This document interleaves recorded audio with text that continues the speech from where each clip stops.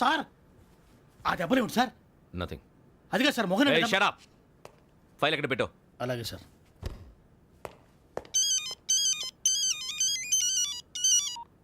Hello, నేను గజాల మాట్లాడుతున్నాను. గజాల?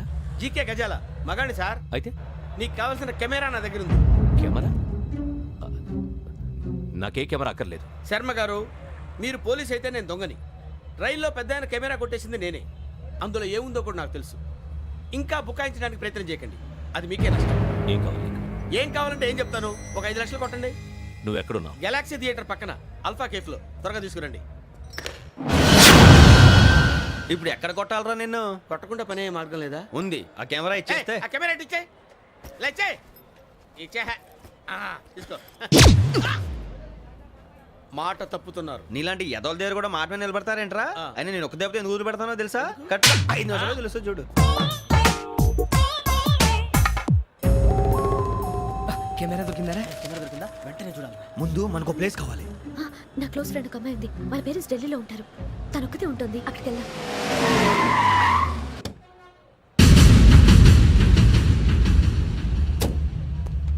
గజాల ఇక్కడ ఆడున్నాడు సార్.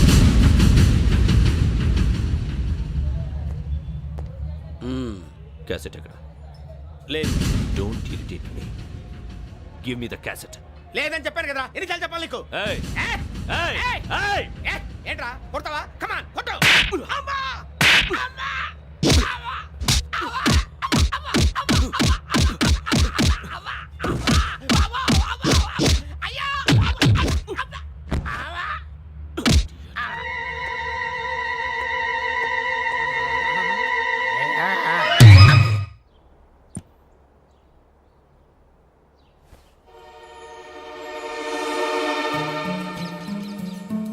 ఇందిరా పార్క్.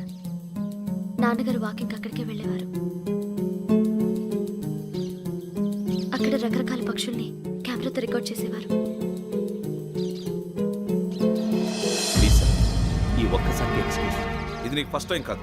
ఒక ఇన్నోసెంట్ స్టూడెంట్ ని నీ పర్సనల్ వెంజెన్స్ తీర్చుకోవడానికి నక్సలైట్ అని ముద్ర వేసి చంపేశావు. అది నాకు తెలుసు కూడా నువ్వు నా ఫ్రెండ్ అని చెప్పి ఎక్స్క్యూజ్ చేశారు. ఈ నకిలీ స్టాంపులు కుంభకోణం దేశంలో ఉన్న పెద్ద ఇష్యూ అయింది.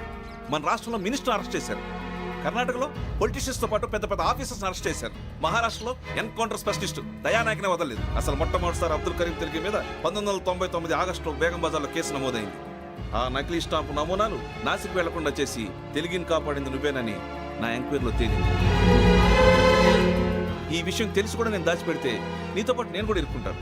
చూడు యోగి, ఒక ఎంక్వైరీ ఆఫీసర్గా నా డ్యూటీ నేను చేశాను. నిన్నేం చేయాలో ఆ కోర్టే డిసైడ్ చేస్తుంది. నిజమే సార్, కానీ నా కెరియర్ మొత్తం స్మాష్ అయిపోతుంది. Try to cooperate. సారీ, నన్ను ఇన్ఫ్లుయెన్స్ చేయడానికి ట్రై చేయొద్దు. I'm going to submit my report today. Let me do my duty.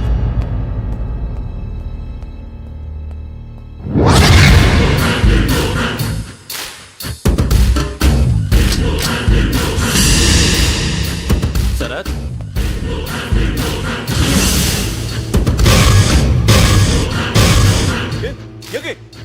ఏంటిది? నీ సిన్సియారిటీకి మెచ్చి నేనిస్తున్న ప్రమోషన్. నక్సలైట్ల చేతుల్లో హతమైన శరత్ కుమార్ ఐపీఎస్. రేపు నువ్వు న్యూస్ చూడలేవు కదా, అందుకే అడ్వాన్స్ గా న్యూస్ చెబుతున్నా. వెంకీ, వాడిని ఎక్కడో చూశానని చెప్పాను కదా, మా ఫ్లాట్స్ లోనే చూసాను. ఎప్పుడు? అదే మే ఊరెళ్ళే రోజు. మీరుండే ఏరియా ఏ పోలీస్ స్టేషన్ లిమిట్స్ లోకి వస్తుంది? లక్టీ కపూల్. ఈ యోగేందర్ శర్మ ఏపీ పోలీస్ అకాడమీకి హెడ్ ఆఫీసర్గా రావడానికి ముందు లకడి కబ్బుల్లోనే డీసీపీగా పనిచేసేవాడు. అంటే శ్రావణి, ఆ రోజు ఏం జరిగింది? మా నాన్నగారు ఆ రోజు ఎందుకో చాలా టెన్షన్గా ఇంటికి వచ్చారు. నాన్న, జ్యూస్ ఇక్కడ పెడుతున్నాను, తాగండి. అలాగే.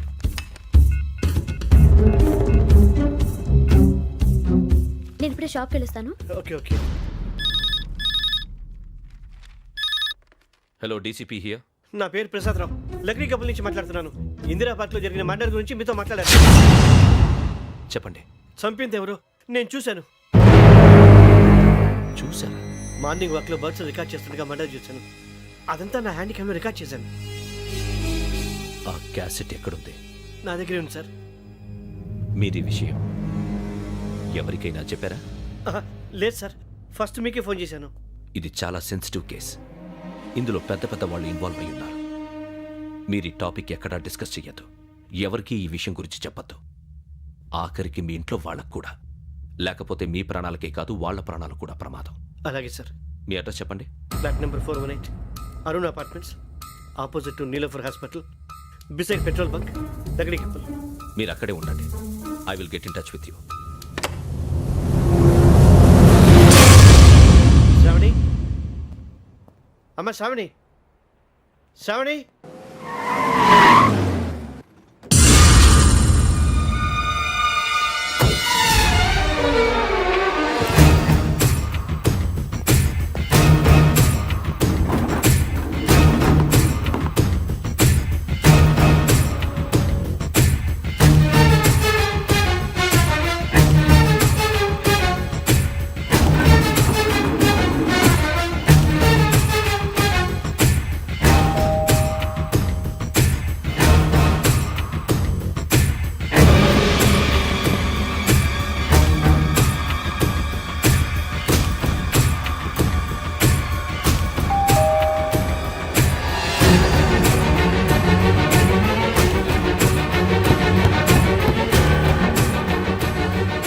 రమ్మా, త్వరగా రా. ఏంటన్నా ఎందుకు టెన్షన్ ఏం లేదు, చెప్తారా?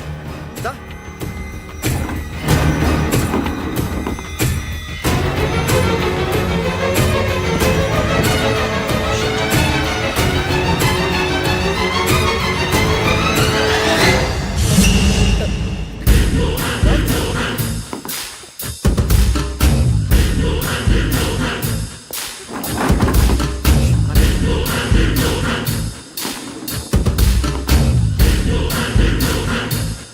నాన్న ఏంటి, ఏమైంది? ఏం లేదు శ్రావణి, ఇవాళ మనం మన ఊరు వెళ్తున్నాం. ఆయన చూసిన నేరాన్ని పోలీసులు చెప్పాలనే కంగారులో హంతకుడికి వివరాలన్నీ చెప్పేశారు. మీ ఫ్లాట్ ముందు యోగేంద్రని చూసి భయంతో మీ నాన్నగారు మిమ్మల్ని ఊరికి తీసుకెళ్ళిపోయారు. వచ్చేటప్పుడు కూడా యోగేంద్ర హంతకుడని తెలియక మీ బెర్త్ నెంబర్స్ వాడికి ఇచ్చేశారు. బెర్త్ నెంబర్స్ మారటం వల్ల మీ నాన్నగారితో పాటు ఆ అమ్మాయిని చంపేశాడు. వాడిని వదలకూడదురా. ఈ క్యాసెట్ మన దగ్గర ఉండగా వాడు తప్పించుకోవడం కష్టం. కానీ ఈ సాక్ష్యాన్ని పోలీసులు అందచేద్దామంటే ఈ కేసు డీల్ చేస్తున్న డీసీపీ భరత్ వాడికి చాలా క్లోజ్. పోనీ మనం గవర్నర్ని కలిస్తే? వాట్? గవర్నర్ అపాయింట్మెంట్ తీసుకున్నారా? అవును సార్, వాళ్ళ దగ్గర ఎవిడెన్స్ ఉందట. పోలీస్ డిపార్ట్మెంట్ మీద నమ్మకం లేక గవర్నర్ రిక్వెస్ట్ చేస్తే రేపు హాలిడేనా స్పెషల్గా కన్సిడర్ చేసి అపాయింట్మెంట్ ఇచ్చారు.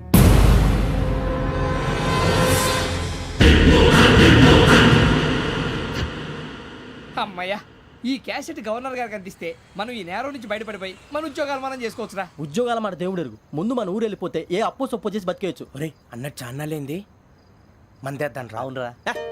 వదిలేదండి. ఓ మందంటే ముందుండేవాడు శ్రావణి గారు మిమ్మల్ని చూసి భయపడుతున్నాడు. నాకు భయపడుతున్నాడా? మందు కొట్టక ముందు ఈడు అందరికి భయపడతాడు, మందు కొట్టిన తర్వాత ఈడికి అందరు భయపడతారు. అది తెలుసు. అబ్బే ఇప్పుడు అలాంటివి ఏం జరగవండి. కాకపోతే ఈ మధ్య కొంచెం టెన్షన్స్ ఎక్కువై మీకు తెలియదే ఉందండి. ఈ ఒక్కసారి కాదనకండి ప్లీజ్ అండి, చెప్పరా. ఈ ఒక్కసారి సరే హ్యాపీగా తాగండి, నాకేం ప్రాబ్లం లేదు. అబ్బాబే వద్దురా, ఆడపిల్లల ముందు మన తాగటం పద్ధతి కాదు, అది నాకు ఇష్టం ఉండదు. హలో, మీతో పాటు నాకు ఓ వైట్ బాటిల్ పట్టుకురావడం మర్చిపోవద్దు.